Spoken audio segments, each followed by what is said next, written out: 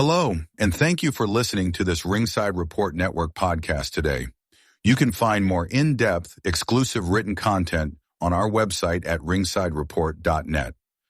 Before I hand it off to Dave and the team, I want to remind you that we are a listener-supported creator team. On our website, we would appreciate it if you supported our sponsors or purchased our exclusive merch. Branded clothing, mugs, and even jiu-jitsu gear, which are available only in our store. You can become a recurring supporter of our content at membership.ringsidereport.net. This, along with all our podcasts, is available on Spotify, Apple Podcasts, YouTube, Amazon, iHeart, and TuneIn, wherever you get your podcasts. It would help us immensely if you left a positive review on Spotify, Apple, or Amazon. Thank you for your support and enjoy the show. Randy Orton wrestles on Smackdown. CM Punk gonna main event WrestleMania and AEW Dynasty coming up next week. It's Wrestling Uncensored. Let's do it.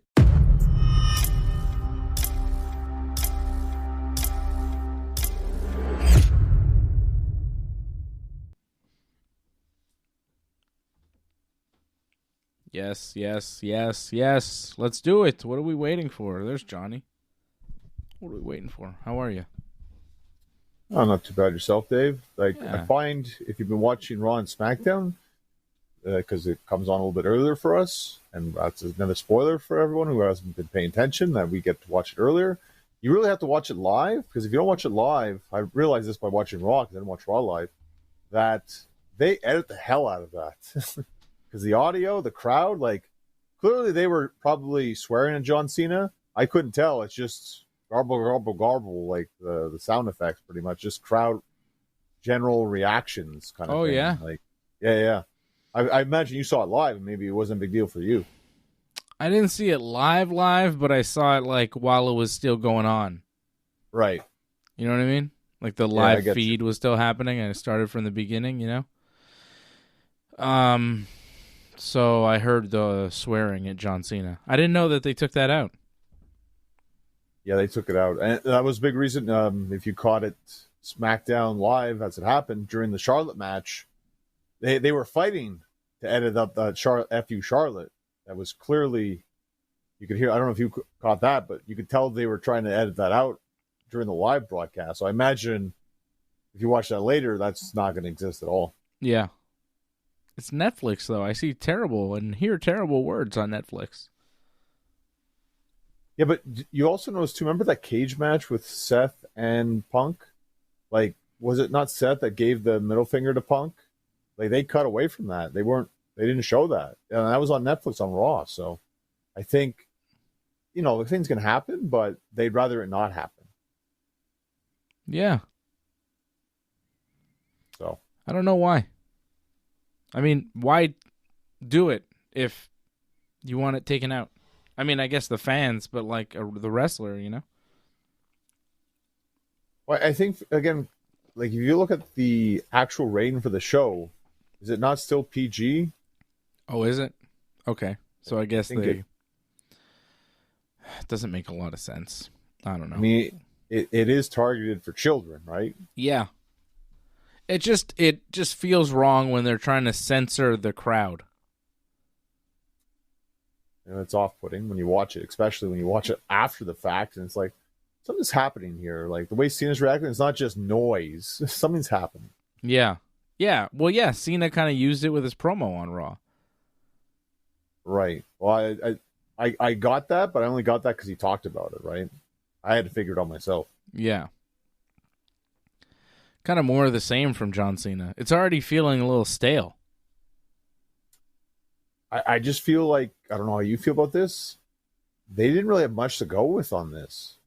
And it was just, like you said, more of the same. Just pretty much practically repeat the promo, but just play with the crowd a little bit more.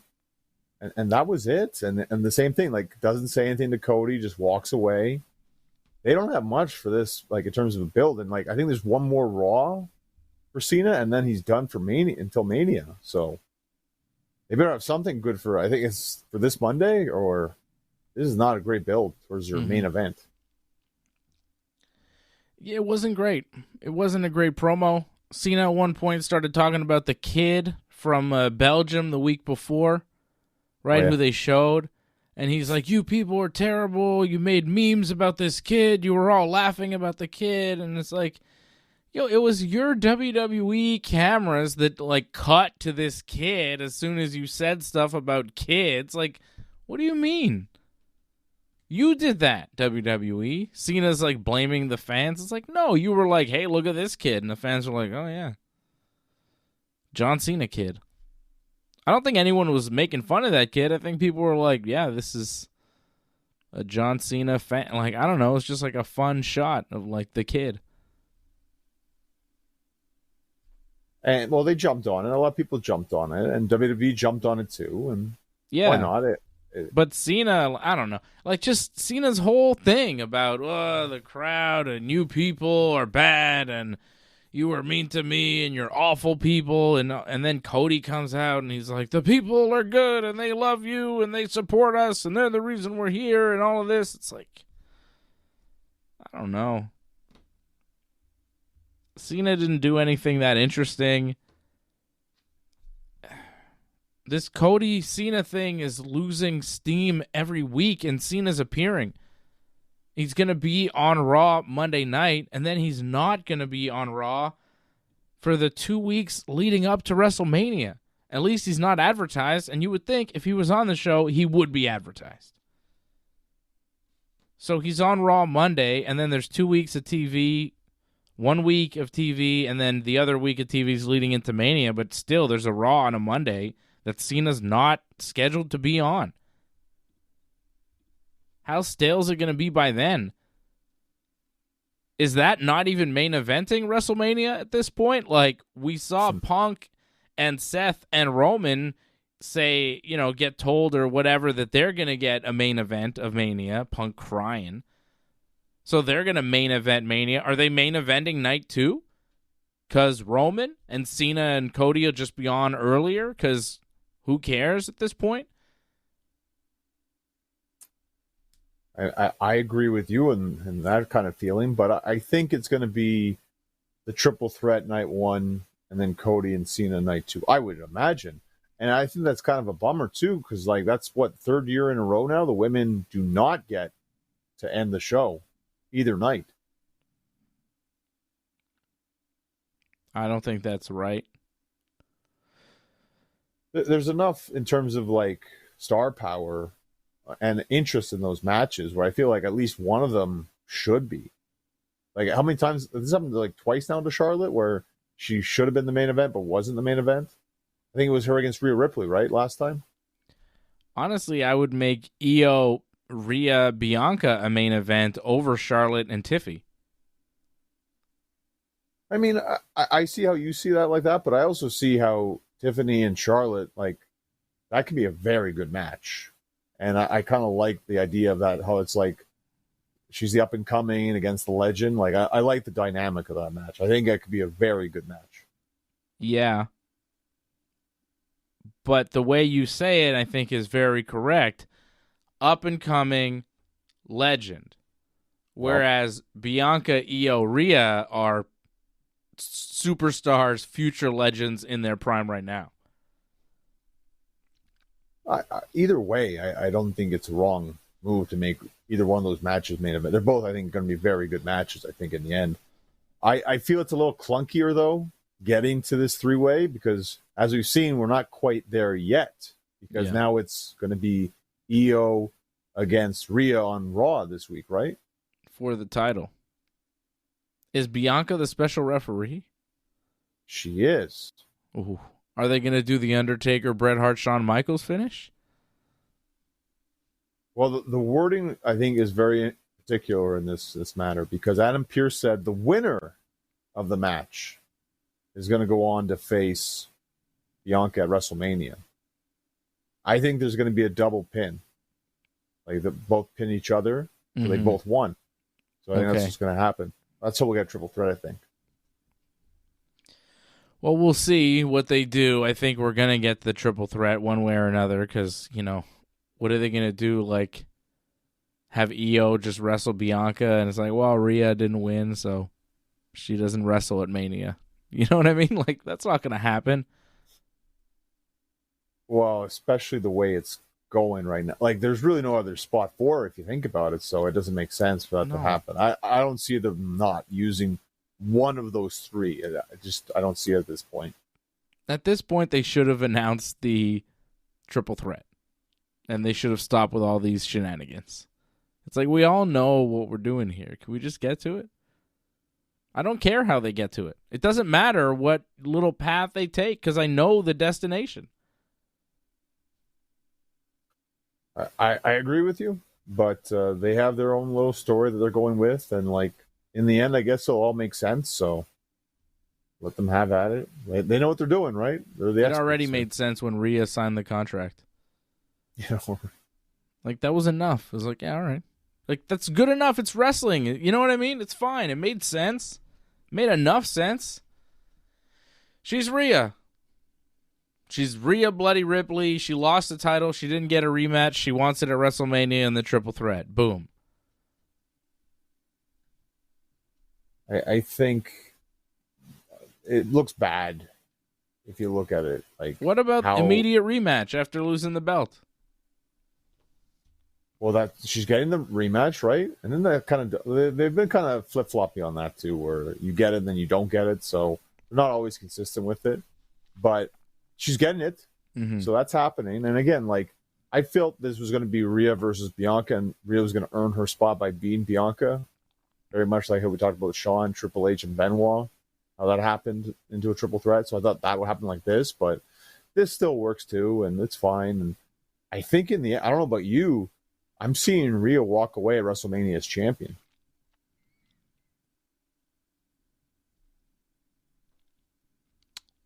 I could see Bianca. See, I kind of like that, but it feels like, just if you judge off the crowd reaction, and maybe it's just because where they're at, it's weird, but I feel like the crowd's not really responding to Bianca. She was standing tall at the end of this week on Raw. I wasn't really into it that much. So I wonder if actually the whole Jade Naomi thing kind of hurt her, actually. Like, she's not as popular. Maybe, but I think that'll change over time. I think Bianca's still very popular. She's a huge star, and they need star power on Raw. They don't have a lot of opponents for Rhea Ripley. You know, Liv Morgan just went over to SmackDown, right?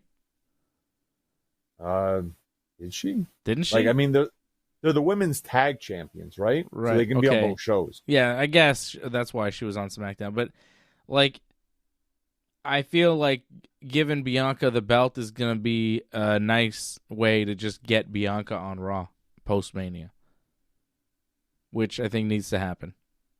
Because this is like a Raw feud that she's in, and I think she's technically on SmackDown. Yeah, she's on SmackDown, but I agree with you, especially because Charlotte came back. Mm-hmm. They kind of need more star power on Raw, and to change up a bit for Rhea, because like she's been the same feud for almost a whole year. So you really need to switch things up, and I think Bianca definitely, that's great. And she's pretty much done with everything she's done. Like, she's not really involved with the Jade thing. She can move on. I think it's better what they're doing now, actually.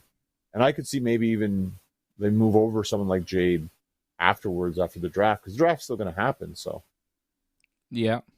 But I think if you had Rhea, Io, Bianca, and then maybe add somebody like Becky Lynch to the mix on Raw, you could do a lot of different matches, a lot of different ways for a number of months to years. Just with those four. And you still got Bayley. She's around. I know she's more in the mid-card right now, but she's still there. Yeah. There's a lot you can do with Bianca, Io, and Rhea. I think they're all extremely talented, like, at everything. You know? Promos are good. The look is good. The wrestling is good. Like, they're all top talents. They're all future Hall of Famers. No, I agree with you. And like, if it was a main event WrestleMania, I wouldn't have a problem with it. However, it looks like it's not going to be. It looks like it's going to be guys night 1, night 2. Maybe. I think you're probably right. Did CM Punk really cry about main eventing night 1 of WrestleMania? Was he really crying about that tonight? What was that? I mean, if that's the way he felt, or sure, he's emotional about it. Like, it was a big deal for him, right? Like, Paul Heyman was very emotional about it, so. Right. Roman and Heyman came out for the contract signing at the end of SmackDown tonight. Fans were singing Roman Reigns. Roman Reigns. Roman asked them to acknowledge. He says the OTC came here for 2 reasons. 1, to be acknowledged. Got that done. And 2, to sign the contract. Then he signs the contract. Seth Rollins comes out. Fans sing his song for a while because they're in England, so they're extra singing. And Seth talks about Roman and, hey, come on, Roman, don't leave yet. We got a lot of history here. We've done things here together, and we did all this. And Roman's like, what is this us? I took us to this place. I'm the reason why this whole company is here. I'm the biggest star here. I made us desirable for Netflix. What have you done? Who are you? And I'm like, yeah, get him, Roman. And then Seth is like, oh, well, you let the biggest snake in the world, CM Punk, come here, and you should have destroyed that snake at War Games when you teamed up with him, but you didn't, so now I have to clean up your mess again. And it's like, Roman kind of just owned you there, dude, and you just said, like, oh, I'm mad because CM Punk and you are friends. Rough reply from Seth. That was a good response from Roman, and Seth came back with, well, Punk, I hate him so much. You know, it's like, damn. It's good. Well, it's interesting, too. This segment was very long, by the way. It felt like it was, 30 minutes? Maybe more. Like, I thought they went over because we went to credits and they were still talking. Yep. And it didn't end until, like, well after the credits, I thought. Yeah. I'm like, wow. I wonder on TV how that comes out, because I feel like I think it was the entrances, because the entrances, like, they went to commercial break on Roman's entrance because it was so long. It made sense to do that, but still. Then you had the other two, like, oof, long. And the fans are singing and making it longer because they're chanting and singing, and they got to stop talking because the fans are so loud, you know? I mean, I get it. You know, live in the moment, all that, and they soaked it in, like, beyond belief. But I think Roman even mentioned it, too, like, when Punk was signing the contract, like, hey, we got TV time here. Let's hurry it up here. Like, I almost felt like he was actually being serious about that, because we were kind of lacking time there a bit. And I'm glad they kind of got to the point, but it also feels like, although people still cheer for Seth, he's the heel in all this, because he was the one freaking out, and everyone was happy about it. Yeah. What were they cheering? Were they cheering him freaking out, or? I mean, what, were they behind Seth? It was weird, because they seemed to be behind everybody. There doesn't seem to be a heel in any of this. It's an odd match because the fans seem behind everyone. And even I like a couple of the guys in it. I think they're pretty good. And so CM Punk comes out and he says he's here to chew bubblegum and sign a contract, and he's all out of bubblegum because he is, of course, the modern day Roddy Piper. The famous Piper line. Punk looks through the contract, and he's looking through the contract, and Roman gets agitated, and he's like, what are you doing? Like, why you keep looking through this contract? And Heyman goes, I know what you're looking for, and it's in there. You are main eventing. You are closing the show at WrestleMania. And he's like, hugs Punk, and he kisses Punk. And Punk's got tears in his eyes, and Roman is like laughing because he's going to make money and he's happy about it. But Seth is like super mad. He's like, Punk doesn't deserve it. He doesn't deserve to be in WrestleMania main event. And he's all mad. And Roman And then Punk is like, all right, thank you to the fans who stood by me and chanted my name for 10 years, and thank you to all the fans. And Roman goes, wait a second. You shouldn't be thanking them. You should be thanking your tribal chief. I'm the reason you're main eventing WrestleMania. And I'm like, yeah, that's true. I don't know who else Punk could be wrestling that would close a show at WrestleMania. Like, he's not getting the Cody match, so if he didn't have Roman here, he's not closing the show. So, there's that. I completely agree with you. But... Well, Punk agrees too. He got on one knee and started, like, kissing ass to Roman. Thank you, my tribal chief, the OTC, the head of the table. He got on one knee and was like, thank you for letting me main event WrestleMania. He did this whole thing. What was that? Well, that was the whole, like, the Swerve it, right? Because the whole thing is, like, he got that, and you would have thought that was the favor that Heyman owed him, right? But you would have thought that closing the show, right, that was the favor. And then Punk gets up and he's like, oh, by the way, that's not the favor that I'm owed. And Heyman's like, oh, and Roman's like, oh, no, what does that mean? And Seth is just still pissed. I mean, okay. But I felt like the groveling outweighed the swerve at the end. It was like, man, you are really laying it on thick here, Punk. He's on his knees, thanking him over and over again. And he's basically acknowledging that, yes, it is Roman the reason why he's main eventing WrestleMania. It is because of Roman Reigns. And then at the end, he's like, well, that's not the favor. Okay, well, so Heyman owes him some other favor? What is that, and what could it possibly be that will make me care? Like, is it, well, Brock Lesnar's going to help me win the match or something? Like, what does he have? What could it really be? Heyman's going to be with me at the WrestleMania and he'll help me win and bleh. He's my wise man. Like, okay. What can they do?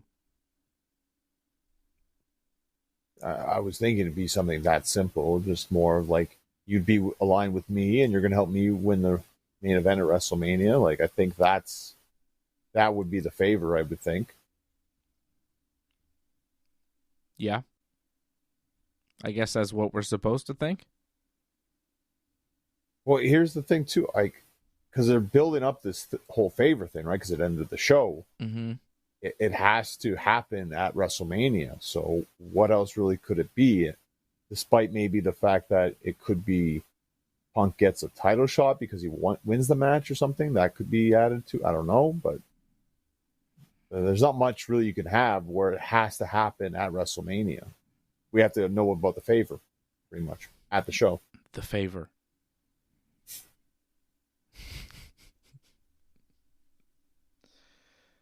How long have we been talking about this favor? It's been since what, November? Well, right. I mean, if you think about it, the road to WrestleMania truly starts at Survivor Series. So, yeah, they're gonna say long-term storytelling. Yeah, the favor. I guess the favor will be revealed at WrestleMania. We'll know what the favor was. I'm having a hard time believing Roman's not going to win the match, but I mean, if it makes sense for the whole story with the favor and all that, like the favor. Okay. Don't forget about they ended SmackDown with, by the way, the favor is still on, and the Roman's like, the favor. You know, like, what the fuck, dude? He owes me a favor. What?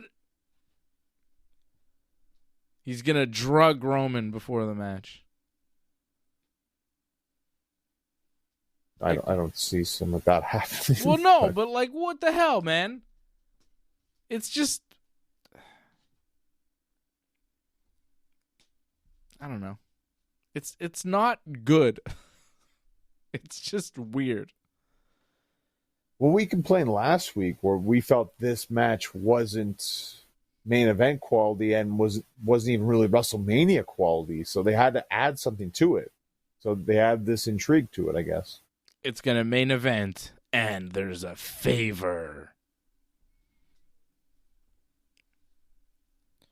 Cool. So that was the big promo for SmackDown tonight. CM Punk, Roman Reigns, and Seth Rollins in the same ring. Paul Heyman there too, of course. And they will main event WrestleMania. They will close the show on night 1. Punk should have asked Heyman, like, night 2? Heyman should have been like, night 1. But still, end of the show. Last match. Pretty good. Pretty good. You couldn't give me night 2? Oh, Cody, Cena. You know how it is. The Rock, you know. Fucking Rock. Again. Roman, you can't say something. To The Rock? Can't say shit to The Rock.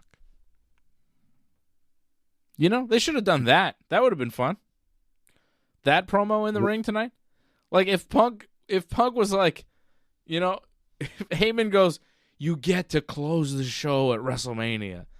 Punk goes, night 2? And Heyman goes, night 1. Pretty good. Pretty good. That would have been good. I would have enjoyed that, you know, instead of Punk crying. Because if I was told that I was main eventing WrestleMania and I was closing the show, I would be like, night 2? Wouldn't that be the first question you ask? Because, like, night 1, it's like, yeah, cool. But everybody knows the night 2 main event is the real main event. It's the match that closes all of WrestleMania, you know? Come on. And, well, it's funny, too, that he left. One of the big reasons because he wasn't main eventing, and it was Cena and Rock in the main event instead of him. Yeah. And it still is the case. But they just switched the dates, and that's okay then. So that's funny. Yeah. But As long as he gets one night. They should have had 2 nights of WrestleMania back then. Punk would have never left. if only. What a ridiculous thing. All right, what else happened on SmackDown tonight? Cody Rhodes came out and talked about John Cena and WrestleMania and what he's going to do to him. And then Randy Orton came out and talked about Cody and, you know, had a whole heartfelt moment with Cody, about Cody's whole career, kind of went over everything, talked about young Cody and Cody leaving when he wasn't treated properly and how he left and he changed the business, and he said all the boys appreciate it, including himself, which I thought was a cool thing to see Randy say on SmackDown, that Cody left to change the business and everybody appreciates it. Like, creating AEW was good for wrestling, and it is appreciated. That was an interesting line on SmackDown, no? Well, that's the way you take it, right? But I'm sure the way WWE will spin it is different, obviously, right? Like, he left to go to Japan, to the Indies and all that, right? They won't say AEW. It doesn't exist. Well, but he left, created AEW, which added competition to the WWE as far as big contracts, and everybody started getting paid way more. Yeah, they don't add that part, obviously. But but that's what happened. That's what Randy said. I mean, he didn't say it explicitly, but that's what he meant, which I thought was cool. And Randy says he's proud of Cody, he loves Cody and all this, but after Mania, he's coming for the belt, brother. So, seemed like we're setting up feuds for after WrestleMania tonight. Are we already past Mania? Randy's like looking for Cody. We saw Jade Cargill have a like kind of face-to-face with Charlotte Flair, setting up something maybe down the road. Like, it was odd. Other things started happening on SmackDown tonight. Drew McIntyre came out and started cutting promos on Randy and Cody, and that set up a match later in the night. Drew versus Randy, which was kind of a surprise to get, right? Two big-time wrestlers. Well, I'm glad we got something off that because we're having this promo to start the show, and usually when you get a promo to start the show, you get a match off that. So I'm glad we got something off of that. It kind of made sense, and you kind of needed that too. I feel like if they're going all the way there, give them some main event talent, and I feel that Drew and Randy, that's definitely main event talent. So maybe you didn't love the match. I'm sure it wasn't the most exciting match in the world. I wasn't expecting a lot from that match, but I'm sure the people there loved it. Yeah, they love Drew McIntyre, that's for sure. Loved him. And Randy. I mean, yeah, Randy they went too. crazy for a song. Kevin Owens came out during the match. Randy stared at him for a while, turned around, got hit with the Claymore. 1, 2, 3. Drew McIntyre gets the win, and then Kevin attacked Randy after the match. Randy fought back, though, set Kevin up for the punt kick, but Kevin escaped. A lot of punt kick action. I think Randy will finally punt Kevin at WrestleMania and beat him because they've been teasing this punt kick so much. It's like, okay, he's going to hit it at some point, and then Kevin will take time off after Mania, selling the kick. Well, it's to even it up. It's to end the story, right? Like, I was wondering about the win-loss, but now I feel after he cost Randy the match here, Randy's definitely going to get the win at WrestleMania. But, like you said, to end the story, I feel, he's got to take him out because he took Randy out. So that makes sense. Mm-hmm. And then just as Randy's about to beat Cody for the WWE Championship, here comes Kevin Owens to stop him and lays out everybody. And then he starts going for the title, and we do a Cody, Randy, Kevin Owens thing. Full circle. Yeah, it could have. Well, you got to remember, too, that is it Backlash? Or there's an upcoming PLE. It's going to be in St. Louis. So that's when I think they're probably going to do Cody and Randy of some capacity, maybe like you say a three-way. And if it's Backlash, May 10th, yeah. So there you go. May 10th's a big day. Mm-hmm. So yeah, I maybe that's it. They're already planning that ahead because if you think about it, April 1920, boom, you're into Backlash in like, 2-3 weeks? Yeah. Yeah. That's crazy. Won't take long. Yeah, Cody, Randy, maybe that's why they're starting to set it up now. That makes sense, actually. They have to start setting up Backlash matches now because it's going to be so quick of a turnaround. And Cena won't be around at Backlash, so you need somebody else for Cody. Randy makes a lot of sense in St. Louis. Kevin takes like 3-4 weeks off, shows up at Backlash. The thing that really, like, I don't know about you, but it just makes a lot of sense to me. This is going to be a WrestleMania rematch, pretty much. Backlash, I would think, for the most part. Like, maybe they'll have 1 or 2 matches that they didn't have for WrestleMania that they'll have there, but for the most part, it's just going to be WrestleMania rematch because there's not enough time to build stuff, I don't think. It's what it always is, right? Backlash is always WrestleMania rematches. They called it WrestleMania Backlash one year because it was that. Yeah. Johnny North, unfortunately, the Street Profits defeated Pretty Deadly tonight. Clean finish, retain the tag titles, and the opener for SmackDown. Could have been the big one for Pretty Deadly in London, their home country, but they didn't do it. Well, what did you feel about Pretty Deadly's performance, though? Yes, I thought they were pretty good. I feel there were some hiccups there. Like, I don't know if you caught it right before they came back from the break. There was a little bit of like a spinning like back elbow thing that looked like it went awry or barely caught Ford. And then there was something off the ropes where Ford just came at him. Like it was some sort of weird kick thing, tackle, whatever it was. Like that was awkward. And when he went for, was it the splash? Like the Pretty Deadly Blonde was like way on the wrong side, so he had to pretty much scoot all the way over. That looked kind of rough to see that. So like, again, this is a work in progress with Pretty Deadly. I feel like they're getting better, but they're not quite there yet. Like I feel as an act, they're good. In the ring, it's going to take some time, I think.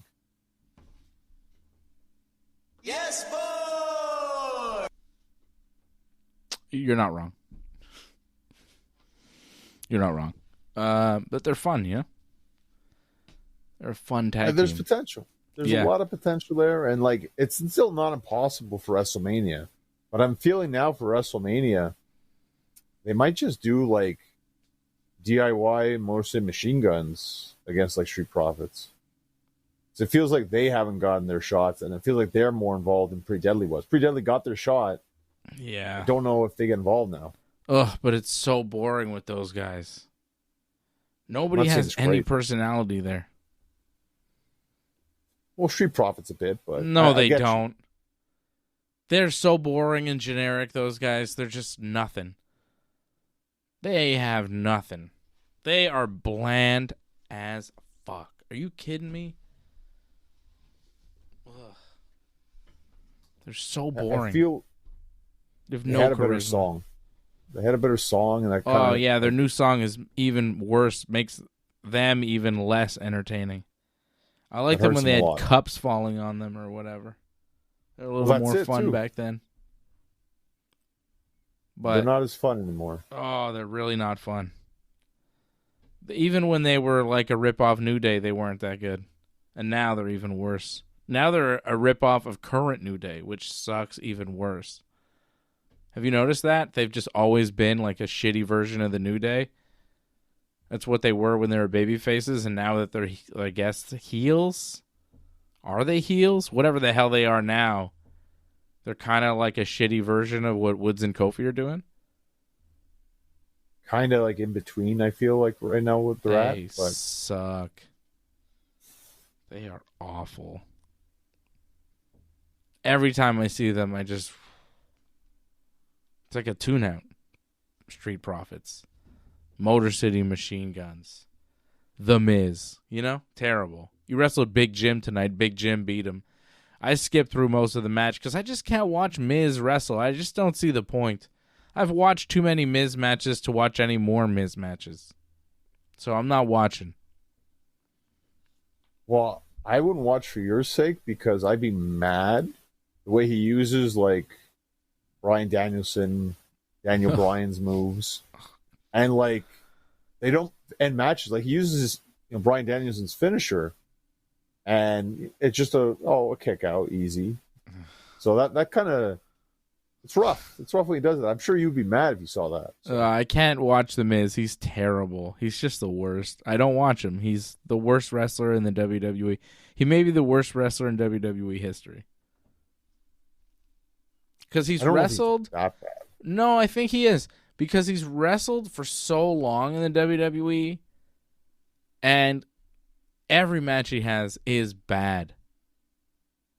Every match is bad.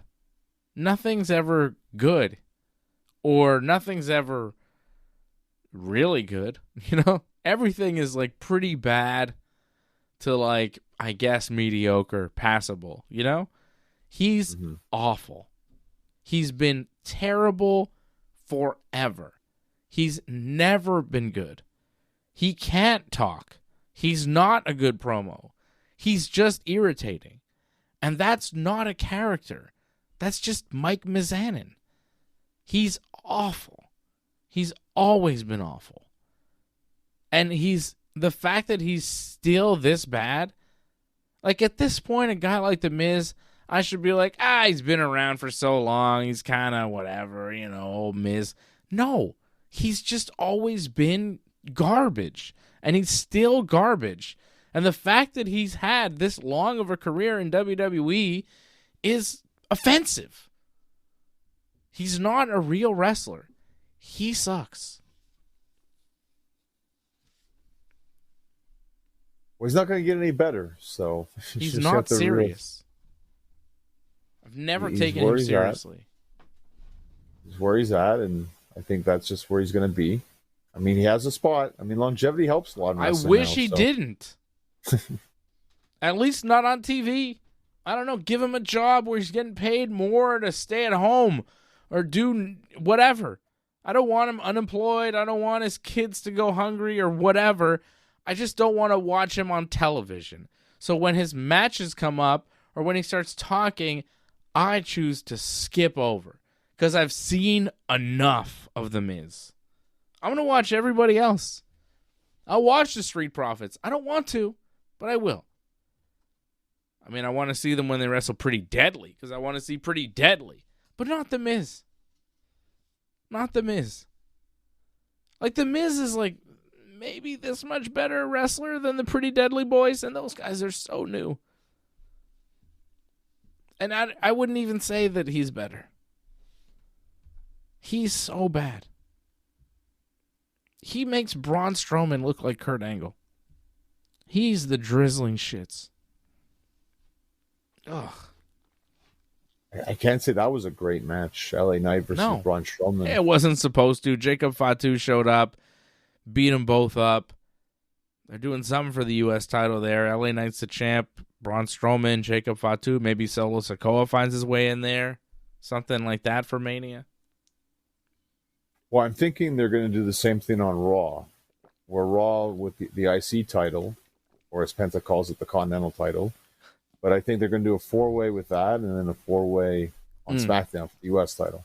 I think that makes sense. Jacob, Solo, LA, Braun, U.S. title 4-way. Braun Breaker. Too many Brauns. Braun Breaker, Finn Balor, Dom Mysterio, and Pentagon. Just Penta. The gone is gone. Just Penta. The gone's gone. Yeah. That makes sense. Penta's brother, Cero Miedo, is still here, John. Forever. Cero Miedo.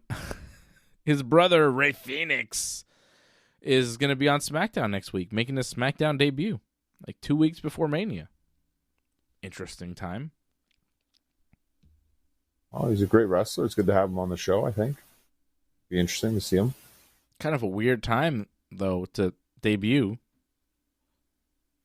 Yeah, but I mean, why not? I mean, it adds some interest to SmackDown, which kind of needs it right now, because I don't know about you, 3 hours just felt like so long. Like, I really wished it was over after the Randy Orton match, to be honest. I'm like, oh no, another hour? This is long. Yep. Took forever. Not a great show. We had Piper Niven and Albert Fire wrestling Katana Chance and Kaden Carter. Piper got the win there. Piper and Chelsea attacking the Chance and Carter afterwards. Zelina Vega tried to make the save but failed and got beat up. I really enjoyed Chelsea and Piper and Albert Fire. I like the whole gimmick they're doing. I like that Chelsea is playing like an American president with the United States Championship. And she's got her 2 Secret Service people with her, Piper and Albert, and Chelsea's Canadian, and Piper and Alba are Scottish. I think that's all very funny with the U.S. title, women's U.S. title. I think Chelsea's great. I'm glad that she got somebody else with her now. She's got 2 goons instead of 1. I think that's good. You need more backup, more hench people. They're not henchmen. They're henchwomen. Hench people. What do you call a lady henchman? What? Henchwoman? Can you be a henchwoman? Hench person? I suppose it could be a hench person, yeah. Woman, yeah. Could be a hench they. They hench. We hench. We all hench. It's a hench. I'm opening a hench business, all right? I've got hench women, hench men, hench, other genders, whatever you want, but it's hench. We service all your henching needs. What do you think? Hench Industries. There's potential there with the henches. Like, it's better than the her service. That's what they call themselves, right? What's that? That's their tag name. I don't know if you caught that or not. Who? But Fire and Piper. Oh, the her service. The her service. I don't even get it. It's like, I guess, the Secret Service, right? So it's her service. Oh. Her, like Chelsea. I would imagine that's what it is, right? Like, I have no idea. I don't get it. The her service. That's their tag team name. That Not only was it on the graphic, like the new ring announcer said that too. Nash something, whatever. It's not even his actual name. It's his WWE name, but Who? that's what he said. Mark Nash. That's the new ring announcer. I don't know if you caught it. It's not Lillian Garcia anymore right now on SmackDown. I didn't even notice. Man, SmackDown was terrible. Naomi attacked Michin before her match. Naomi cut a backstage promo about Jade Cargill, and then she attacked Michin for some reason because Michin is friends with Jade Cargill. Because they did a segment backstage where Jade said she wanted another piece at Naomi, but she wasn't there. They didn't know where she was. Right. And then when she left that area, she saw, I think, Michin and B-Fab, and they said they were cool with Jade and all that, so... Oh, the secret Hervis I'm seeing in the chat, Ryan is saying. Is that what they're Hervis, calling? okay. That's I guess not so. Bad. It's not bad. Secret Hervis. I mean, yeah, okay. So Naomi hates Jade Cargill. She attacked B-Fab and Michin, and then Jade Cargill came out and Naomi ran away. And then Charlotte Flair beat a beaten-up Michin with the figure-8 submission. Yeah. Wasn't that exciting whatsoever, but it happened, and it took a long period of time for that to happen, so it helped eat up a lot of time, I guess. Yes. And that was SmackDown, pretty much, John. That's what happened on SmackDown. It was very, very long, sadly. Yeah. And Ryan said it best, too. Like, Raw, actually, it was like 2 hours and a half or something. It felt not so bad. Kind of flew by compared to SmackDown. Yeah. That extra hour, it's way too much. Yeah. Not great. It's a long show. Raw, a little bit better, but still, even Raw this week. Well, I think the problem with Raw is you start off with a 30-minute promo all the time, so you don't start off great. You end better, but the start's rough. And I think, if I'm not mistaken, because they'll be back in London for Raw, right? Yeah. And that's it. The European tour is done. Mm-hmm. Am I correct in that? So we're back. Yeah, to we're normal... back on at 10 next week. Yeah, that's good for people to know. Not for me. Too late. Yeah, John Cena and Cody did that thing on Raw. It was not great. The baby reindeer guy was ringside at Raw. You see that? I noticed there was that, and there was a guy.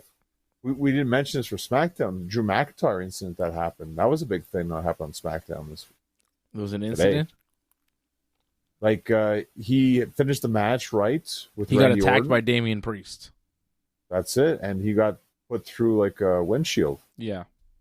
Real glass, he said. I don't know if you caught it. Like, you could see when it happened. I saw he got glass in his eyes. Did he say real glass? He tweeted that out afterwards. Oh. I saw Punk walk by him and, like, kind of smile at him. Well, no, that's fine. That's good. They won't let it go. I feel like AEW has moved past it, but Punk is still going at it. I mean, it defined a lot of wrestling now, if you think about it. So I kind of don't mind it. I mean, it's part of their history. I don't mind if Jungle Boy or Punk mentions it because it's what they are now because of that. Whatever happened to Jungle Boy? Well, I think it's taking a break, much like the Bucks, right? Why? Because they had their runs as champion. Okay. The runs were over.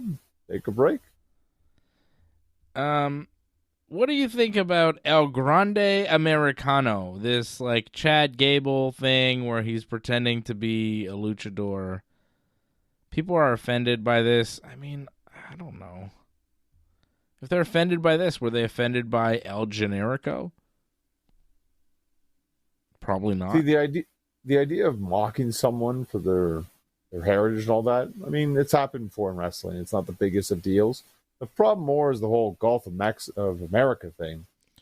That's kind of the big deal. That was in the promo video. It showed the Gulf of Mexico as the Gulf of America. And they put that over in the video, too. They said, like, he's from the Gulf of America. Right, like but that's kind of like what Chad Gable is doing. It's like his gimmick, no? Like it's the Gable backstory, no? I mean, there's a difference between, I think, making fun of people, and then there's political tension that's involved right now. Yeah. With Mexico and the United States. When you get that involved into the story, it takes it to a bit more of a harsher level, I find, and people get more offended in a different way. So yeah, I don't think it was a good idea to do that. Like, I get it, to do the whole, like, oh, I'm going to wear a mask, it's not me kind of thing. It's not the first time that's been happening before wrestling. Mm-hmm. But to take something like that, especially because they said, we stay away from politics, WWE, and to kind of throw it in your face like that, I can see why people get mad, because it's a very sensitive issue that right now. Yeah, I thought the gimmick was whatever. You've kind of seen something like that before. It's nothing new. Right. But yeah, I guess throwing that part in there, the Gulf of America bit in the kind of the history of the character promo video they ran was a little, distasteful. I didn't love it. But I wasn't offended. I just was like, yeah, WWE going to do WWE things. I wasn't surprised. And it kind of made sense for the character. Like, this character is so, offensive to Mexican culture and luchador culture that he even claims that it's the Gulf of America, not the Gulf of Mexico, because America, and he's El Grande Americano. He's an American that does lucha better than the luchadors, and he even had a match on Raw, and he beat Dragon Lee, and it's like, I don't know, I just see it as all part of the gimmick, and he's the bad guy that's going to get beat up at WrestleMania by, Rey Mysterio or something.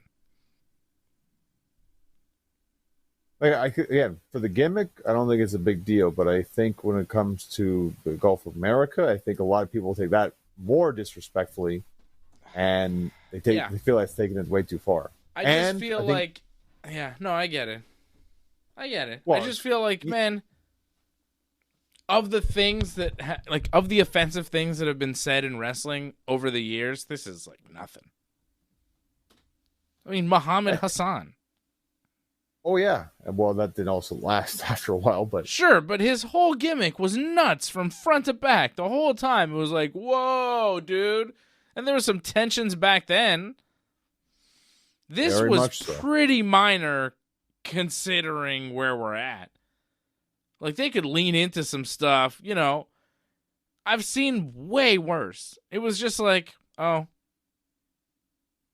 they threw that in there. It's kind of it's almost funny. It's like, I get it. Gable's the dickhead who's, Gulf of America. It's like, okay. They're making it the bad guy. I don't know. It's not bad. I don't hate it. For those that are offended by it, it's like, well, wait till the end of the story and you'll be all right. You know what I mean? Well, we'll see where this story is going, too, because I feel I'm not sure where they're going with this.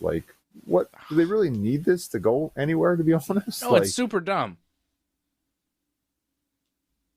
I don't think it's really, for what they're trying to get off of it, I don't think it's worth the headaches that they're going to go through, I think. And that's another problem, too. If you're going to go with this, go all the way with this, I think they're really going to cut back on that whole, let's use a lot more Trump involved in this, or Trump ideas. They probably should go with it if they've already started that, but I think because I got such a backlash already, they're probably going to steer clear of that. Much like how we had the anthem song, and now they're not going to have any more anthem song, I think, for a while. Yeah, stay away from that. It's not necessary.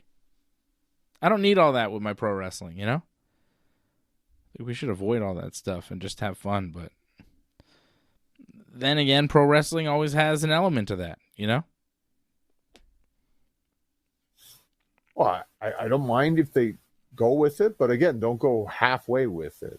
They did this part, okay, you decided to do this, but now they're kind of going to stop, and that's going to be about it. We're not going to see any more vignettes, I don't imagine. Yeah, this gimmick is it's just kind of played out. I've seen it before. It's not special. And how far can you really go with it, too? It's kind of very obvious what's happening, so It's nothing special, to be honest. Like, it's cool. Like, it gives us cool matches that we're going to get. Mm-hmm. Dragon Lee versus Gable is a good match, but it's not exactly the most compelling story in the world. I thought the coolest thing on Raw was Jey Uso had a tag team match against A-Town Down Under with a mystery partner, and the mystery partner turned out to be his brother, Big Jim. And then they won, and it was the Usos back together for one night, which was kind of cool. And then Big Jim slapped the hell out of Gunther backstage, which was also cool. So I thought the Usos were the stars of SmackDown, or Raw this week. Well, to me, I don't know how you felt about this. Like, I'm not a big fan of the whole Jey Uso's like slipping or like screwing up. Yeah. Now there's all doubt. Yeah, I mean, he legit botched last week, and Jimmy Uso's acting like that was part of the story in his promo. He's like, what happened last week? You got to be focused or you're not going to beat Gunther. It's like, well, he botched. And Jay's like, I know. I suck. Well, this week they did the whole, like, he slipped on purpose, pretty much. Like, you saw when he tried to go for the spear and he kind of slips a little bit. Like, that was, I think, intentional. Yeah. Because that's what they're playing up now, is that, like, he's, like, caving under pressure or something, or can't do it in the right moment kind of thing. Mm-hmm. I have to say that's never a good storyline when it's, like, you're not good enough or, like, you're bad at something. That usually never works out very well.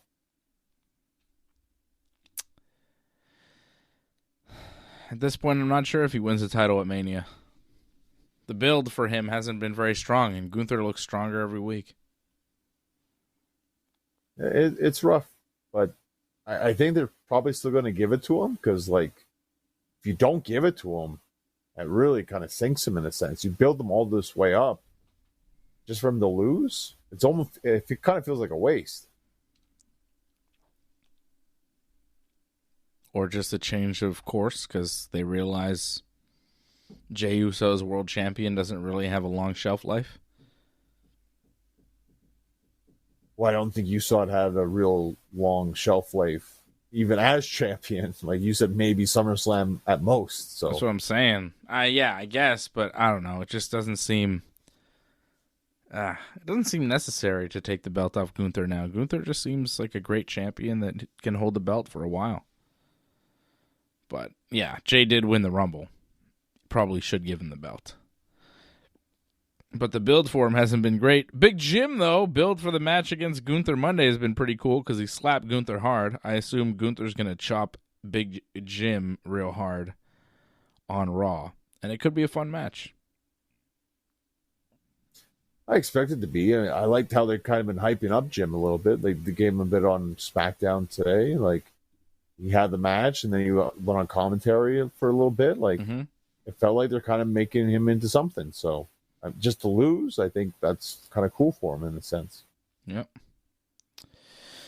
Nice little run for Big Jim. I don't know what he does at WrestleMania. Still no real clear direction. Well, it's another Andre the Giant, I think. I had him in the U.S. thing, but it feels like Solo took that spot. Maybe, maybe not. We'll see. Natural Disasters officially going into the WWE Hall of Fame, which is cool. I love those guys. They were great. I think we talked about that. They also announced, or did they announce it officially? Bret Hart and Stone Cold Steve Austin from WrestleMania 13 is going to go into the WWE Hall of Fame as the first ever match inducted into the Hall of Fame. So they're going to induct matches in the Hall of Fame now. Like the UFC does in their Hall of Fame. They induct fighters and fights. So WWE doing that now. Well, you're going to love this. It's matches / moments that they're going to induct. So I'm telling you this is going to happen. Probably not next year because they're probably going to give it to Taker and Shawn, right? Oh, promos for sure. Like, this is your life? Yeah. 100%. That's going in. But I'm thinking, Mae Young, the hand thing, that's probably going in. I know you don't like it, but it's probably going to happen. Could we induct Booker T next year for Hulk Hogan? We coming for you? Yeah, I don't know if that's going to make Classic moment. Can we induct Dusty Rhodes for saying he's got a bicycle? I think Dusty will make it for a lot of moments. It won't be for that moment. Terry Funk saying forever. Calling Dusty an egg-sucking dog. How about just the egg-sucking dog from Terry Funk? Can we put that in?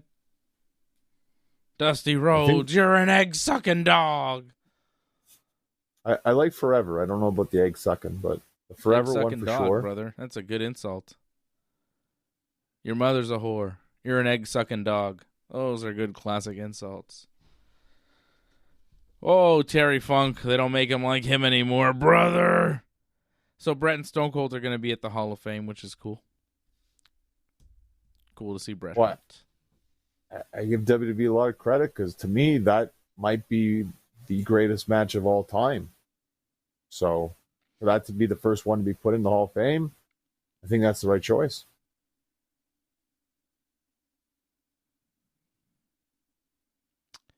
It might be the greatest match of all time. Well, in WWE history, yeah. I mean, I think it has a strong case. Yeah. I was thinking about it. You said it might be the greatest match of all time. I was like, damn, son, really? And then I was like, yeah. You know, there's been some great matches in WWE, but I don't know if I would put any of them above that one. I think there are some that are in the ballpark for sure, but better? I think that was as perfect a match as you'll ever get. Well, hopefully not. Hopefully we see even better matches in the future, right? That's why we're watching. But Bret Hart and Stone Cold Steve Austin WrestleMania 13 is hard to beat. Probably the best match ever. I think you're right. I mean, what it accomplished. You just look at that alone. It's quite amazing. And then you see the quality of the match as well. And then the fact that one guy was the babyface, one guy was the heel, and they switched it. It's just amazing what that match accomplished in so many different levels. It's quite incredible. That's why I know a lot of people will say Taker and Shawn is the best. And I'm saying it's not a bad match. It's good, but that's all it is. Where this match, it changed the business, this match. Yeah. It launched Steve Austin, the Stone Cold character. They did the double turn with Bret coming in as a babyface, leaving heel. Austin coming in as a heel, leaving babyface. The iconic Austin bleeding, passing out to the sharpshooter at the end. That picture was everywhere. It was a t-shirt. Yeah. It's a hell of a match. If you're going to induct a match into the Hall of Fame, that's a good start. For sure. Well, and, let's be honest about this. I think they're trying to be nice to Steve. They want to be involved in WrestleMania. Put him in the Hall of Fame. Give him a reason to show up. And by the way, can you come Sunday and get involved? Yeah. Can you help Cody? Give you a payday for that. Speaking of paydays, will Paige be coming back to the WWE? She's done with AEW. Saraya.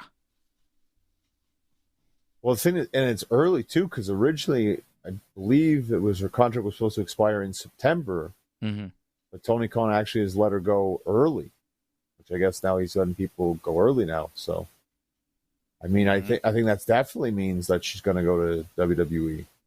I think she wanted to get it opened up, and he allowed it. Makes sense. She's doing nothing in AEW. I think they got everything they could really out of her, if you think about it. I know some people were saying her and Mercedes, but it never really fit for that to happen because, Mercedes clearly a heel, and Saraya was definitely a heel too, so maybe a triple threat, maybe, but that was about it.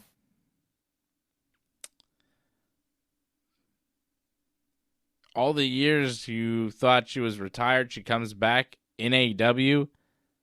Her run was not good. Not as good as we expected it to be. Oh, definitely not. But she got a good moment at All In. I didn't expect she'd win the title, but you did. So that happened. That was pretty much the highlight of her whole thing. Yeah. She did, and she had a group. So that was something. It was a decent group, too. Toni Storm was in the group. Mm-hmm. And that kind of helped launch Toni Storm in a sense. So Yeah. there was that. But what you'd expect from her, like you think the level that she could be at, it didn't quite get to that level, sadly. But it wasn't like she did nothing really in AEW. Like there's definitely people who've done less than her, but you expected more. I feel like some people that are used to the machine making them bigger than they are, like the WWE machine, they come to AEW and they can't really do it themselves. They can't really figure it out. And they flounder in the system where they're just kind of left to their own devices, where they're supposed to just kind of figure a lot of it out on their own. I feel like Some Mercedes is having that problem because whatever she's doing is not really working. I mean, she's having good matches, though. So I don't feel like that's really a problem. Well, she can do that. Yeah. But she's having a hard time making people care.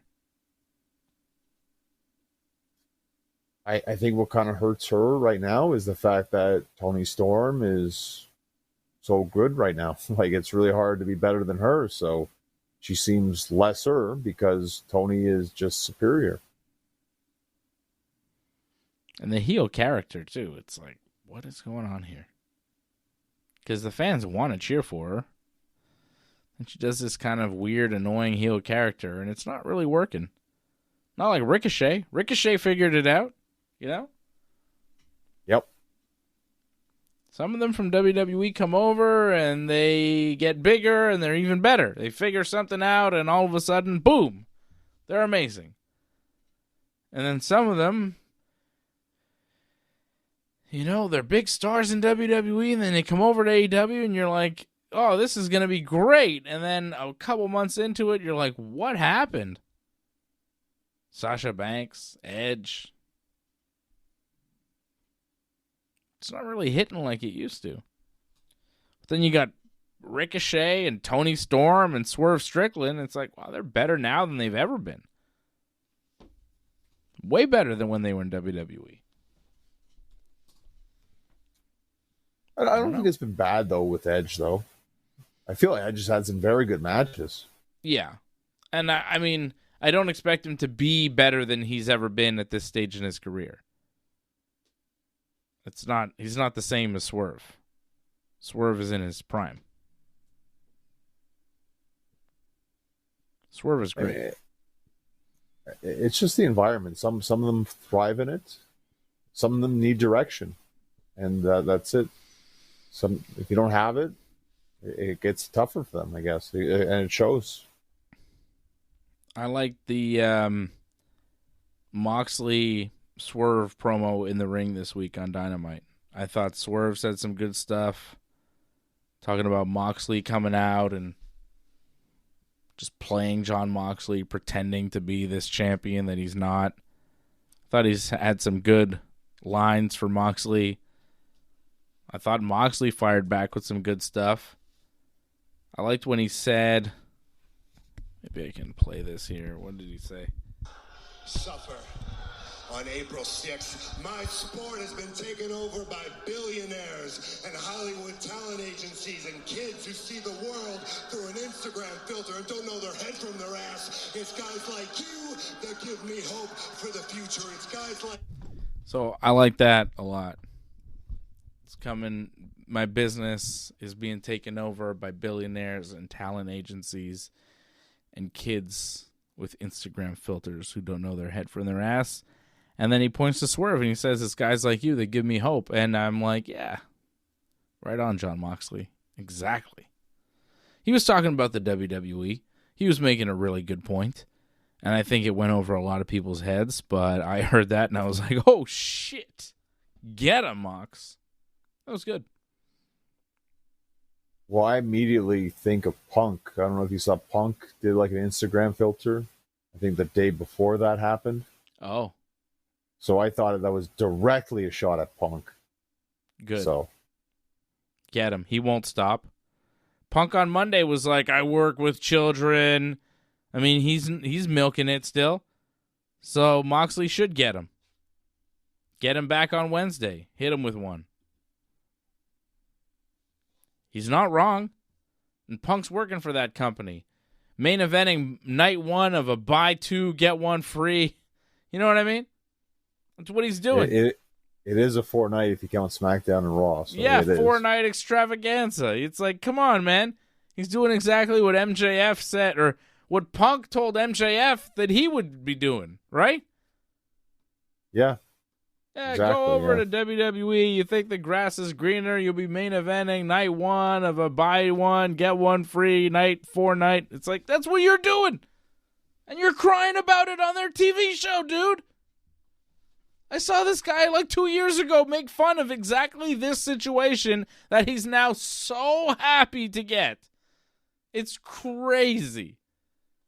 I just can't reconcile the two CM Punks. It doesn't make sense to me. It doesn't seem genuine. Either he was lying back then or he's lying now. And either way, it doesn't sit right. So are you going to watch when Punk's on Stephanie's Places? 'Cause I imagine there's going to be a lot said on that. Like, you wouldn't think bullshit ass kissing. I saw from the preview him hugging Triple H. I don't know if you saw that stuff already. God. What a corporate sellout bitch CM Punk is. What a fucking disgrace. What a shell of his former self. Disgusting. Ooh, Stephanie, I'm on Stephanie's Places. That awkward fucking Stephanie McMahon. So fucking awkward. Holy shit, what a dumb idea that is. Come journey with me, Stephanie McMahon, as we go to places with wrestlers that have to come with me. Because my dad and my husband. You have to do Stephanie's Places. It's a favor for me. I owe you a favor. Hey, Punk, I know you like favors. Mine will be sexual in nature. That's right. That's the kind of favors Triple H gives, okay? Sexual favors. To whoever. He makes that sound, too, when he does it. Obviously. The King of Kings! Yep. Well, going back to AEW, like, I know you liked Swerve and Moxley. Yeah. I actually thought Toni Storm, Thunder Rosa, their segments, and then the match, I thought that was the best part of the show. I truly enjoyed that promo. I don't know what you thought about the promo, but I thought that was some gold right there. I loved how they made Renee crack in that promo. It was truly a joy to watch that. I mean, I feel like we say it every week. Toni Storm is the best. It's incredible. Good that she's main eventing. Like, it makes sense that she's the main event now because it's like, yeah, she's the best thing on the show. Yeah. She announced that her and Thunder Rosa are no longer Thunder Storm. That is no longer their tag team name. They're now Thunder Tits. Which, I mean, Thunder Storm, because Thunder Rosa and Toni Storm, pretty good tag team name. Thunder Storm. But Thunder Tits, gotta say, it's better. Don't know why. Just, it sounds great. Thunder Tits. They were chanting it Thunder during the match. I mean, are we allowed to say these things? Thunder Tits? This is crazy. Shocking. Are we allowed to chant these things at women? Thunder Tits? Women come out and we start chanting Thunder Tits at them? Is this appropriate behavior? I don't know. It's their tag team name. They seem to want it, but that sounds bad. So I don't know. They asked for it. Whoa. Wait a second here, buddy. You know? Take it easy. But should we be chanting Thunder Tits at these ladies? When they come out, Toni Storm, Thunder Rosa come out, we go, Thunder Tits! Yeah, Thunder Tits! That seems rude, doesn't it? But it's their tag team name. That's what they call themselves. That's what they want to be called, right? So Yeah. Just like Tests fans want it to be called the Testicles. We all remember. I mean, that was the most over he ever got, I think, was that. He had Stacy Keibler with him, too, didn't he? Yes. I think were they an item at the time or something like that? Something like that was going on. Test. This is a test.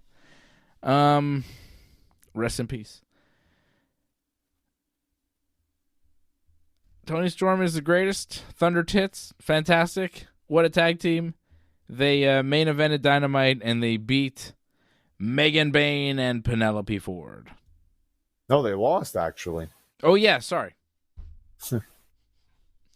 They lost. Bayne got the win, which makes a lot of sense because you want to make Bayne look strong going into the match with Toni Storm at Dynasty. Yes. Megan Bayne with the victory. Bayne and Storm. Storm and Bayne. What is Megalopolis, or what is she calling her? I didn't catch that name. I don't know if they had another name for it. No. Toni Storm is calling her something funny. I remember she called her Bane, something about Batman, right? About, like, she had her back broken before or something. I remember that. That was it. She gets her back broken every night, I think she said. It's like, good something God, like that. Toni Storm, what is happening? She says the craziest shit. I go, whoa. Oh, man, she's so funny. She's very entertaining. She will defend her title at AEW Dynasty next Sunday, April the 6th. Yes. That's correct. April the 6th in Philadelphia. John Moxley will defend the AEW World Championship against Swerve. MJF and MVP seem ready to make a deal.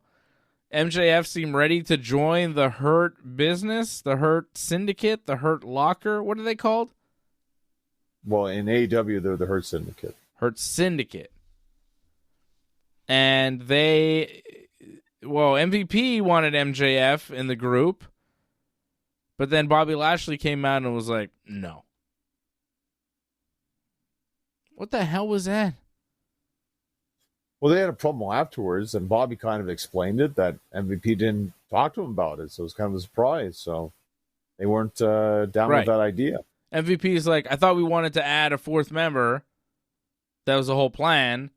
And Bobby's like, well, I don't know about this guy. So, is that it? Well, I think MVP said, for now, but we might go back to this later. So that was their way of being like, okay, but it's not impossible this could happen at some other point, because they're not fully committed to this storyline yet. But they're not fully committed to saying no completely. So does MJF just kind of leave it? And I don't get it. Was all that for nothing? And maybe we come back to it in a few months and maybe we don't?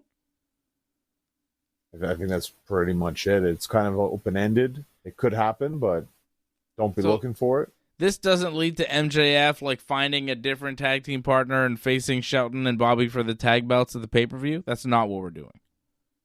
No, because it felt like they're building towards, because Jericho's goons, they had an issue, right? So they're going for the tag titles, I think. Yeah. Big Cass and Brian Keith. That's right. Right. How exciting.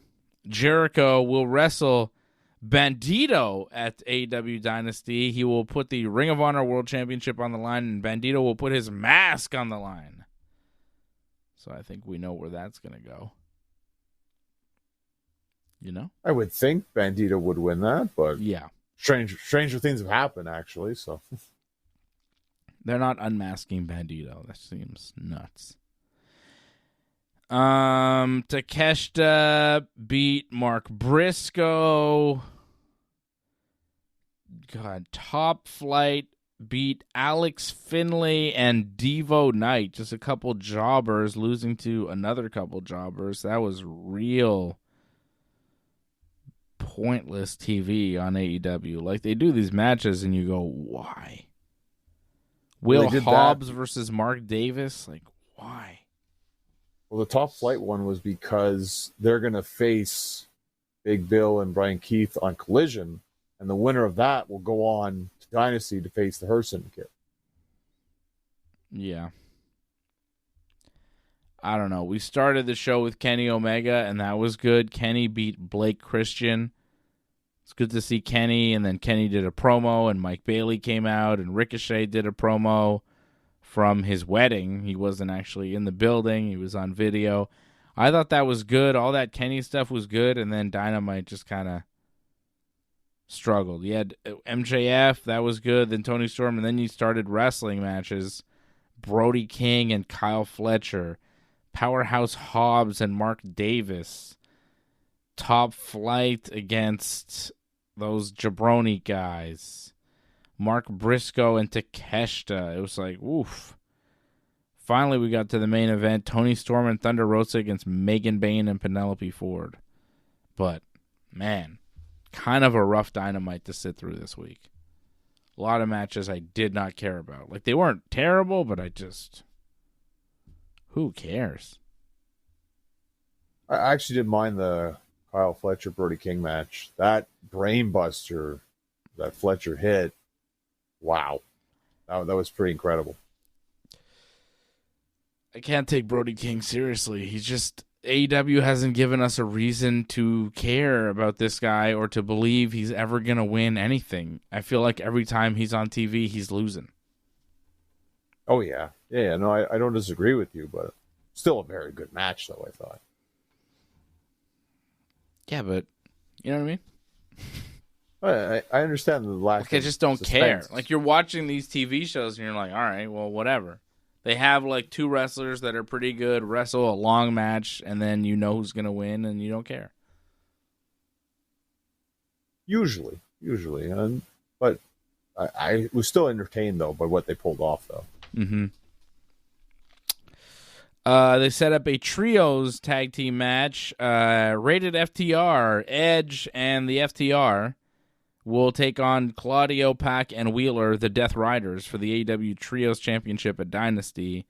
They did a little backstage promo with Edge and the FTR, and Dax apologized for being a dick, basically. And they seem to be on the same page, but probably not. Kind of felt there was still a bit of tension, I guess. Yeah. But I guess for the most part, they'll be fine. I mean, I think they had to add something because it's too, like, dry if it's just, well, we're going to face them because we have beef with them. So I guess they had to add something to it, and this was their idea of it. Like, if there wasn't beef, I would say, oh, yeah, Rated FTR is going to win the trios titles. But because there's beef, now I start to doubt it. So it's not a bad idea that they're doing this. I don't know. I don't really care about the inner workings of Rated FTR.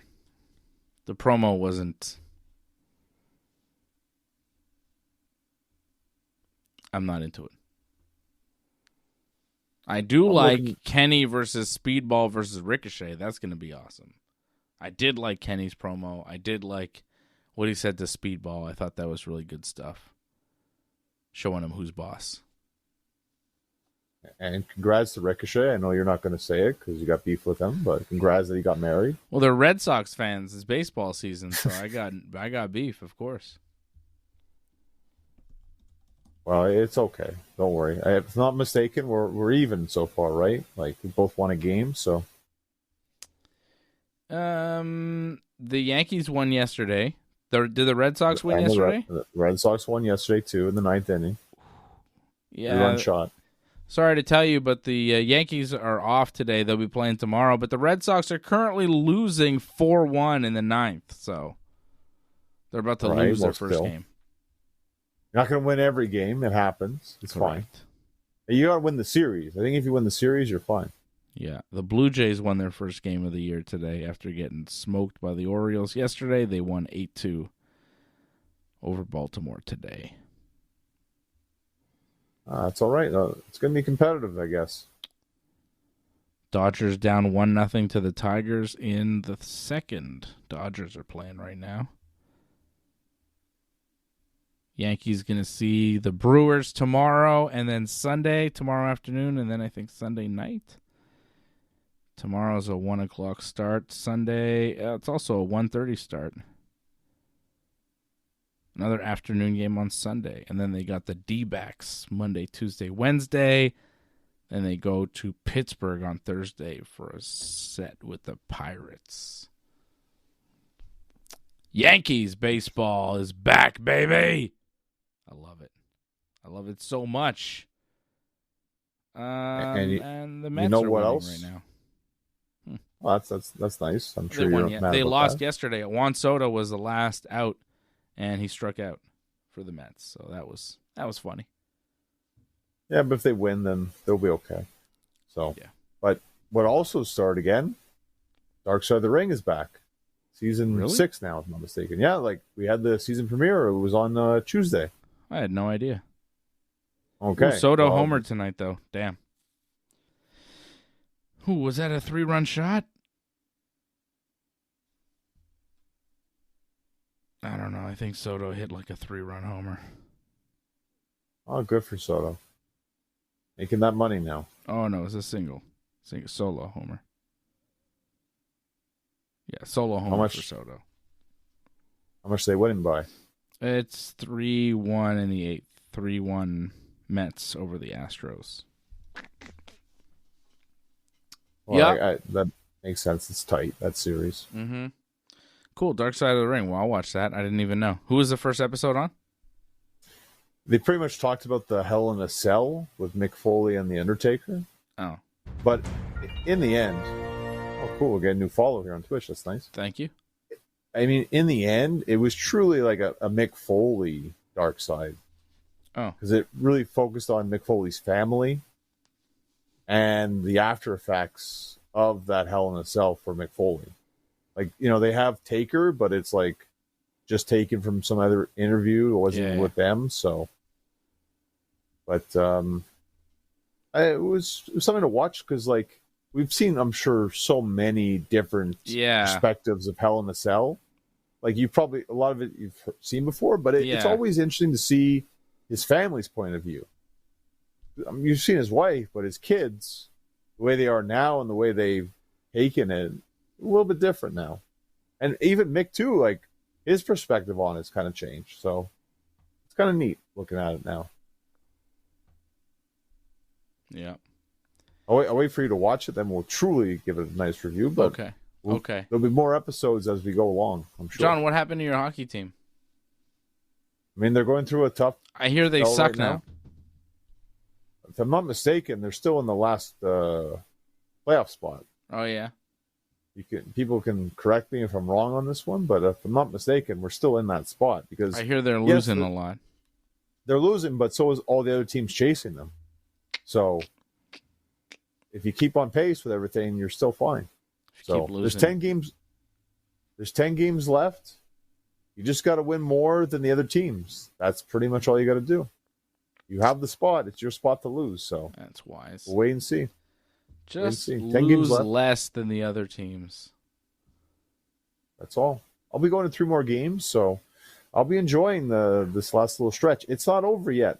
I know a lot of people are like, oh, it's doom and gloom kind of thing. And like, it would be nice to have a little bit of breathing room, but guess what? We don't get that. It's going to be exciting all the way to the end. Okay. And when's your next match? When can people see you in the ring? It's going to be in a couple hours. It's going to be tomorrow at John Abbott College. I'll be at I'll be in the Mad Dog heavyweight title tournament. So that'll be fun. Seeing that happen. Be selling 2 of these cool Johnny North dolls. That's going to happen. And April 11th, my big match tagging up with Gangrel against Soa Min and Mr. Marvelous. That's going to happen in Sudbury, April 11th. So a lot of big things coming up. Damn. Johnny is busy, and I am too, but I'm not promoting it. I'll be back Thursday night, 8 p.m. for Ringside Report MMA, and that's it. That's the whole thing. I'll see you again soon. Shout out to the members over at join.ringsidereport.net. Antoinette, Franco316, I see you in the chat. Everybody over at donate.ringsidereport.net, membership.ringsidereport.net. The new guy who followed us on Twitch says Montreal sucks, peace. He didn't spell Montreal right, and I don't disagree with you. I don't know if that's supposed to be an insult, but I mean, I live here, and fair enough. It's probably a Leaf fan. He's got a rough life anyways. He's a what now? Probably a Toronto fan. It's been a rough life for him anyway. Oh, you think it's like a hockey thing because of your flag? Probably. Oh, I see. Yeah, I mean, that doesn't... yeah. You could tell me the Canadians suck all day. Game over. Yankees win. Oh, they didn't? They did yesterday. Yankees win! They win today. Whatever. I'm just saying, you could tell me they suck all day, and it really doesn't affect me. I mean, I'm sure it insults Johnny. So that guy insulted you. He misspelled Montreal, though, so it doesn't count. Okay, I'll be back later at some point in the future here on the Ringside Report Network. Thanks for sticking with us to the end. We would really appreciate it if you could help us spread the word. You know the drill. Hit that subscribe button. Flip those notification switches. We are an audience-supported network, so consider becoming a recurring supporter at membership.ringsidereport.net. Check out our website at ringsidereport.net. Hope to see you again next time, and have a good night.